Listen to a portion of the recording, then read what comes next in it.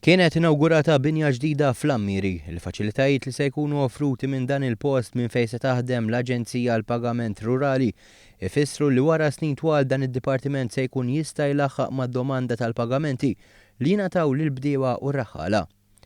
Bekk minn hawn se tkun qed taħdem aħjar l-istruttura li bih ikun assigurat awditjar tajjeb, xi ħaġa kruċjali fit-tħaddim ta' programmi bħal dawn. Ix-xogħol sar b'investiment ta' €1,000,000 u parti sostanzjali minnhom kienu ġejjin minn fondi Ewropej. Il-kap tal-Aġenzija Justin Zara fisser kif dan kien pass importanti.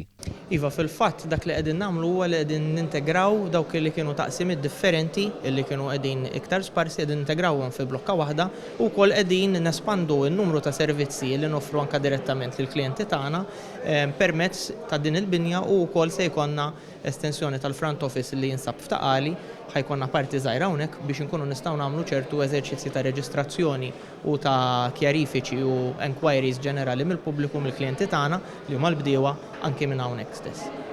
Is-Segretarju Parlamentari Rodri Galdes spjega kif dan l-investiment se jżid l-effiċjenza filwaqt li tonqos il-burokrazija għal dawk li jkollhom bżonn dan is-servizz.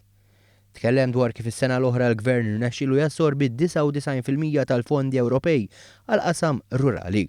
Minnaħa tiegħu is-Segretarju Permanenti Ewlieni Mario Kutajjar għalli dan il-post se jservi ta' one-stop shop u bekk jintlaħqu aħjar l-aspirazzjonijiet tal-klijenti mingħajr burokrazija żejda.